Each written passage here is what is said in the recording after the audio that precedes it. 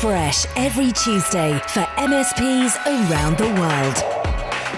This is Paul Green's MSP Marketing Podcast. Welcome back to the podcast. Here's what we got coming up for you this week. Right, we got our invoice. We just don't really understand what we're getting for this. The challenge now is how to continually prove that value. As always, we've also got a great book suggestion towards the end of the show, and we'll be talking about learning from business books. When you read a business book and there's something that you think, oh, that's amazing, how do I keep that alive? I've got some great ideas for you later in the show.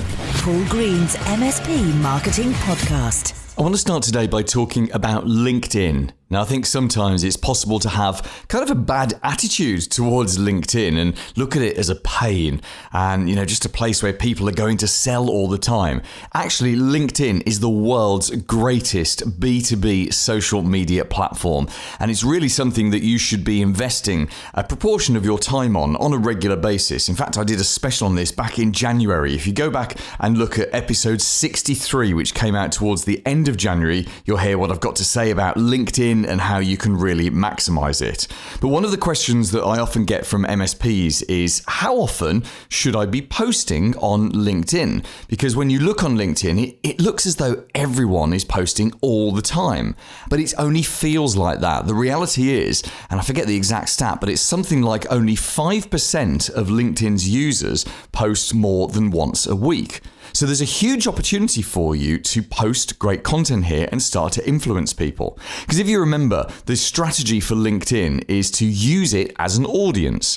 You connect to the kind of people that you would like to be clients, the business owners, the managers, the decision makers, the influencers that you want to reach either in your geographical area or in your vertical, in your niche.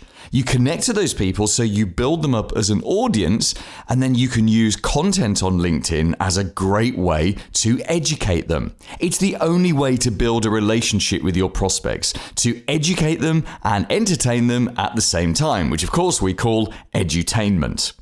The thing with social media, including LinkedIn, is it's so disposable. You need to be in front of people all the time. In fact, social media gets the most attention in my 3 relationship building rules, which are daily, you need to post social media content. Weekly, you need to send an educational email. And monthly, you need to send them something in the post, ideally a printed newsletter. This is how you build relationships with people. You find audiences of people to listen to you, and then you put stuff in front of them. You edutain them on a daily, a weekly, and a monthly basis. So if you're going to be posting stuff on a daily basis on social media, on LinkedIn, what kind of content should you be posting? Well, when it comes to LinkedIn, and in fact any social media, the general rule of thumb for content is that your own highly personalized real content is better than canned content, such as the kind of content you get from my MSP Marketing Edge service, and that is better than nothing. So we've got 3 types of content there: highly personalized real content, canned content, and no content at all. And that's the priority order. So if you can, you should be posting some real content. It might be a conversation that you've just had with a client. Maybe you wouldn't name the client. It might be a piece of malware that you've just seen. It might be something you've read on an IT security blog. And obviously you'd need to write it in a way that's of interest to ordinary people and not for techs. But that kind of real content is always going to outperform canned content. However, here's where canned content is useful. If you've got to post social media content on a daily basis, the canned content makes it easy for you to do that. I know I'm kind of talking down my own service here. I mean, the social media aspect of what we do in the MSP Marketing Edge is just a tiny part of the overall package. But me and my team, we fully accept that canned content is never going to be as good as your own content, but it is regular. In fact, we provide enough content for you to post up to twice every single day if you wanted to. You supplement that with your own highly personalized real content, and that's very powerful. Because, ultimately, all of these things are better than no content at all. And that's the challenge that many MSPs have. They just don't have any content, so they don't post anything. How can you build a relationship with someone if you're not putting your stuff in front of them? You've got to do that regularly. Here's this week's clever idea. For a very long time now, I've read a business book on average pretty much every single week, either a business or a marketing book. And back in the day, it was very much reading. These days, I'm more likely to listen to them on Audible, perhaps when I'm out running or just driving around in the car. But I do love books and I hoard books. Anytime anyone says to me, "Hey Paul, this is a book that I think you'd enjoy," and if you do have one of those, please do email me. But anytime I have something like that, I'll add it to a list or I'll buy it and stick it on a bookshelf, and I will get around to it at some point. In fact, I have a bookshelf in my bedroom with around about 40 books that I've bought and haven't read yet. I've also got about another 10 in Audible that I've purchased as part of my subscription and haven't listened to yet. It actually gives me a great sense of well-being to know that I've got all of these books waiting to be read. I don't know why, I just like having all of those there. But the problem I find with reading so many books is actually retaining all of the knowledge. You see, I believe that every book has at least one good idea, every single one. Even a crappy book that doesn't interest you. And yes, it's okay to stop reading a book if it doesn't interest you, but even those kind of books, there's always at least one good idea that you can get out of them. Now, for the very best books, I take notes, I write those down, I will translate them into something in OneNote, and I do keep files on those so I can refer back to them. But still, the knowledge doesn't stay in your head very long. So I've found a really good way of keeping this knowledge alive. It's visual summaries of your favorite books. And I'm going to tell you a couple of places you can get them from. You can get these visual summaries. It's like someone's gone through the book, pulled out the big ideas, and turned them almost into a piece of art. You can get these, buy them, print them off, you can frame them, and then you can hang them on the walls of your office. That's a great idea, isn't it? I'm just about to press the go button on a remodeling of the downstairs of my house, and it's going to create me an office, a dedicated office where I can work from home permanently.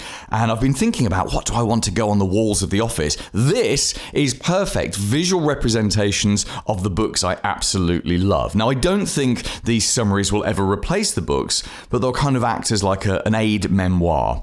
Now, there are a number of sources for you to go and find these. Here are 2 websites and a social media network that could be quite useful for you. The first of them is called visualsynopsis.com. And of course, we'll put a link to this down in the show notes on my website. But on visualsynopsis.com, they've done exactly this. They've gone through all of the books, many of the big books anyway, and they've done a visual synopsis of them. And they are kind of beautiful, actually. They're large. You'd certainly want to get these printed large, but I'd go and have a look at those and have a look through and see if they've got your favorite books in there. A similar kind of service is called readinggraphics.com, and it's a whole series of infographic summaries of books. Now, I don't think these are designed to be printed, but you certainly can look at these and think, yep, these summaries would look absolutely beautiful if I got them printed. Something else that you could do is you could just go onto Pinterest. Have you heard of Pinterest? It's a social media network that's used for visual stuff. And if you just go onto Pinterest and search for book summaries, because it's all visual stuff, you'll see lots of visual summaries.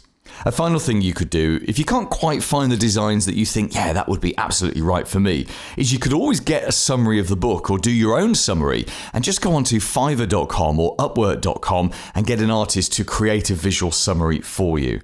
I think if you can find something that's beautiful and that will catch your attention, stick it in a frame and stick it somewhere around your office, that would be a very, very powerful way to keep this knowledge alive. Paul's blatant plug. I mentioned this earlier as a source of canned social media content for you, but my MSP Marketing Edge service is so much bigger. In fact, over the last few months, we've sneakily introduced some secret weapons for the 450 plus MSPs who already use this around the world. These secret weapons are marketing tools that you can use to generate new leads, warm up prospects, and ultimately win new clients. For example, there's a book called Email Hijack. You can put your name on the cover as if you'd written the book and give it away on your website. You're literally the author of a book about email security. And that book has been written so ordinary people will find it really interesting.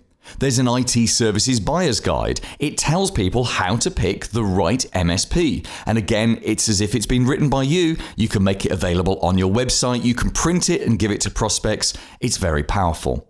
And there's the Hackers Toolkit videos.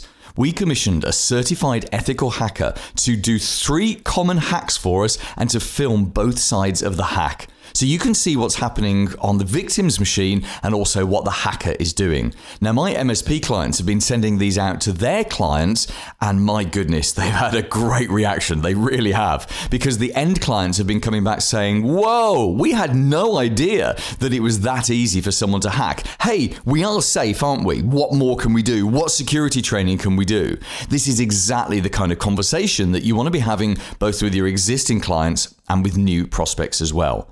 Now, those are just 3 of the secret weapons that are available. There's so much more in the MSP Marketing Edge package, including content you get every single month and every single week as well. But here's the thing, we only sell it to one MSP per area. So the next step for you is to go and see if another MSP has beaten you to your area. Has your area been locked out, or is it still available? Go and check it out now at mspmarketingedge.com. The big interview. Hello, my name is Bob Layton. I am Chief Revenue Officer for Digital Defense. My history in the industry has been both of owning and operating MSPs as well as consulting to them. What Digital Defense's play is with MSPs is building out those fundamental security components that build a graduated service model, if you will, or a pick and mix of what everyone's really looking for today, and aids to the profitability equation. And I think there's a lot of confusion in the marketplace right now amongst MSPs about how to A, deliver security properly, and B, how to turn security into an actual revenue stream, into a profit center. What kind of things are you recommending to the MSPs that you work with? It's a really good question. And I would say everyone is at a different operational maturity level. Operationalizing security as a managed service is quite difficult. But if you look at it in bite-sized chunks, it can be quite attainable. So what I always recommend to everyone is look for some sort of value that you can deliver to your clients today without having to go full-blown and highly sophisticated. Think of it as a stair-step approach. What is something that you could deliver to them today that increases their awareness of their security policy and procedures, makes them aware of their compliance status, certainly, with GDPR and other things. If you can give them that awareness in a very simple to consume offering, they'll take it up quite rapidly. But then when you go up the ladder, you can add more sophistication. Oh, I like that. That's a pure marketing approach, that is, which is using something called a tripwire to get someone in the habit of buying something, and then you can obviously grow the value from there. Can you give us a practical application of actually what you would sell, Bob, and what you would get started with? Absolutely. So I think most MSPs are in the place of where they already have very happy customers and customers they've had for quite a while. But the challenge now is how to deal with churn and how to continually prove that value. What I've heard from many people is they'll have someone in finance or in accounting phone them from a client and say, okay, right, we got our statement, our invoice. We just don't really understand what we're getting for this. I need something here substantive so I can go back and show what we're getting for these services. And I think sometimes we forget about that when you get on 2, 3, 5 years into a relationship. So what I like to call it is proof of value. And that's what I would recommend everyone begin focusing on is how do I deliver proof of value back to my client? That could come in many forms. It could come in the form of better client experience where you're actually doing more account reviews and more discussions on their posture. Or it could actually be a product or a service that delivers proof of value and some sort of simple reporting package along with it. All of it is meant to improve communications with the client. Would you say this situation is made more complicated because many of the end clients really don't know just how bad it is out there and how huge the threats are? They really don't know what it's all about, Paul. And with the genesis of this whole COVID and working from home, imagine, if you will, going from being an IT team, managing perhaps a data center, perhaps maybe a cloud contract or two, and then your own office space. Now you're managing 100, 200 private networks at home and trying to deliver corporate information across them securely. So it's a much more challenging task.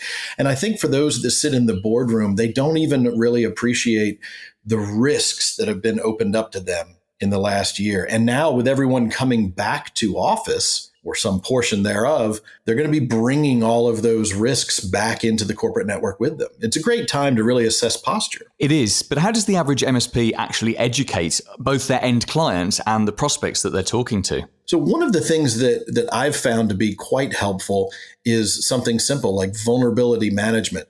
It's really not a new technology, but what you can do with it today is quite important. You can deliver vulnerability management as a foundational service to your clients, allow them to see what they're exposed to, inventory all of their assets and applications, and just have a really quick snapshot on a monthly basis that they can carry into the boardroom and just educate everyone. Our marks right now are a B or a B minus. We have some compliance things in order for us to be ready for this next audit, et cetera. And giving them that visibility and being tied to that guidance and that consult is incredibly helpful. And from there, you build trust.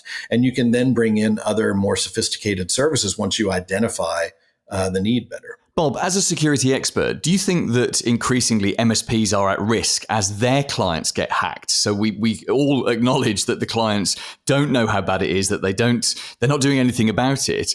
And some of the MSPs that I'm working with are fearful that if they don't up the protection that their clients are buying, or at the very least get them to sign something to say they've been offered it, but they've chosen not to take it, that they're putting themselves at risk. Do you think that's a real fear, or do you think that's just something that's floating around right now? Paul, I think that's very real, and it's becoming more well defined. I can tell you that in some of the states here in America, they are actually making MSPs legally accountable for breaches and for risks if they were under some sort of contract. So I would think that the first thing you would want to do is really review well all of your agreements that you have in place with your clients. Make sure that you know where all of the boundaries are and the demarcations of responsibility.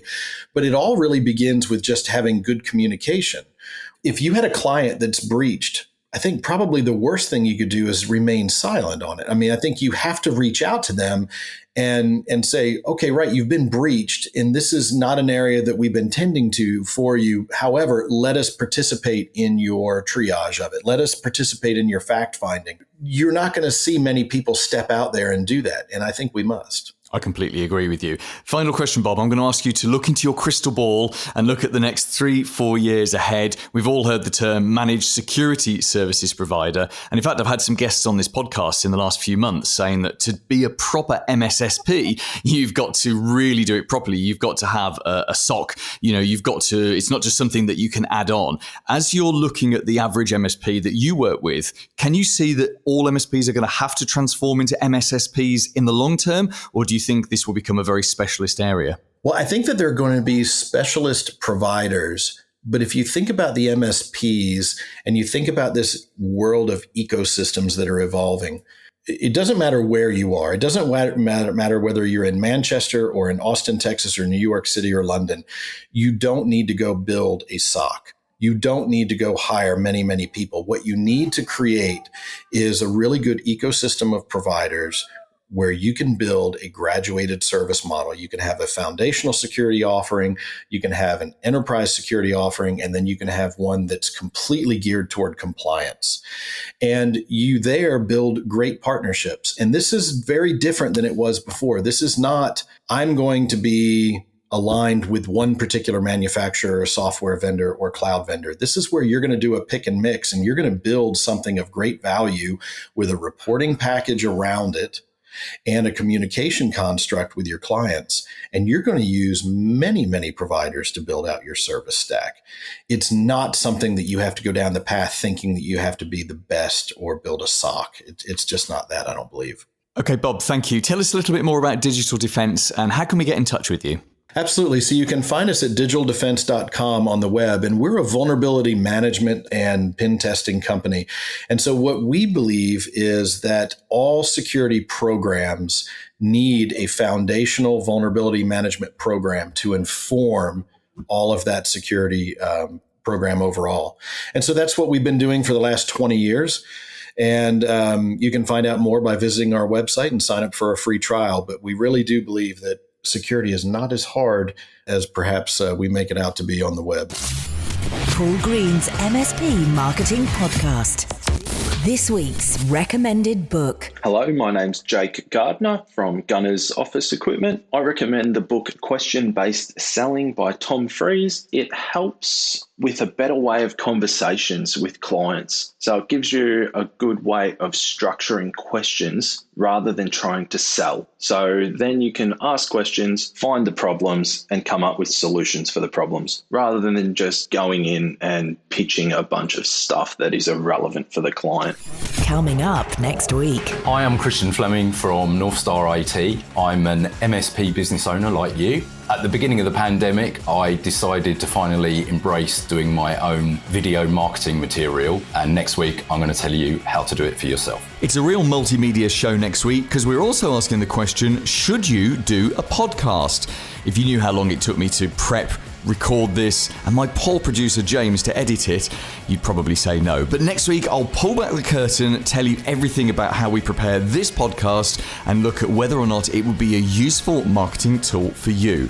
We're also going to look at how you can get more reviews from your existing clients. How do you get them recommending you on Google, on Facebook, and on other platforms of your choice? Is actually a very, very simple answer, and there's a formula to it as well. I'll tell you all about that and more in next week's show. See you then. Made in the UK for MSPs around the world. Paul Green's MSP Marketing Podcast.